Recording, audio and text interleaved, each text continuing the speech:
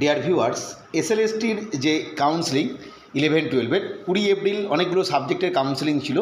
আমরা বিভিন্ন সাবজেক্টের যে আপডেট সেটা আপলোড করে দিয়েছি, তোমরা চাইলে দেখে নিতে পারো। 20 তারিখের উর্দু সাবজেক্টের দুটো মিডিয়াম, বেঙ্গলি মিডিয়াম এবং উর্দু মিডিয়ামের কাউন্সেলিং ছিল। আমরা যদি প্রথমেই বেঙ্গলি মিডিয়ামটা দেখি, সেক্ষেত্রে টোটাল ভ্যাকেন্সি ছিল একটা। অ্যাকচুয়ালি ক্যান্ডিডেটকে পাওয়া গেছে একজনকে, টোটাল ক্যান্ডিডেট এক, তিনি কুল চয়েস করেছেন, অর্থাৎ ভ্যাকেন্সি কিন্তু কিছু থাকলো না সেকেন্ড ফেজ ওয়েটিং লিস্টের জন্য। পাশে আমি এক লিখে রেখেছি ব্র্যাকেটের মধ্যে, এটার মানে হচ্ছে এটাই, যেহেতু স্কুল ব্লক হয়েছে একটি, টোটাল ভ্যাকেন্সি দুটি, ফলে একটা ভ্যাকেন্সি থাকার কথা। কিন্তু এটা নিয়ে আমি বহু ভিডিওতে বলেছি, এটা কিন্তু এই ক্যান্ডিডেটকে প্রথমেই ডাকেনি, কারণ প্রথমে দুজন ভ্যাকেন্সি থাকা সত্ত্বেও একজনকে ডেকেছে, ফলে সেই নির্দিষ্ট ক্যাটাগরির হয়তো ক্যান্ডিডেট নেই, তাই ডাকেনি। ফলে আমি একটাও পাশে রেখেছি, কিন্তু অ্যাকচুয়াল ভ্যাকেন্সি হচ্ছে 0 সেকেন্ড ফেজের জন্য।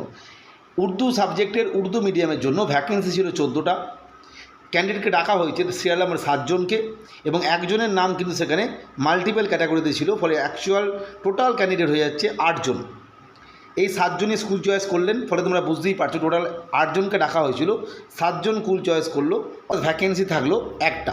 পাশে এখানেও আমি 7 লিখেছি ব্র্যাকেটের মধ্যে, তার কারণ সে একই, টোটাল স্কুল নিয়েছে 7 জন আর ভ্যাকেন্সি ছিল 14টা, তাই আমি 7 লিখেছি। কিন্তু অ্যাকচুয়ালি দেখো, প্রথমেই 14টা ভ্যাকেন্সি থাকা সত্ত্বেও 8 জনকে ডেকেছে, অর্থাৎ 6 জনকে ডাকেনি, সেই জন্য এখানে 6টা মিসম্যাচ হচ্ছে। এই 6টা কিন্তু সেই ভ্যাকেন্সি যে ভ্যাকেন্সিতে সুইটেবল ক্যান্ডিডেট ছিল না সেই সময়।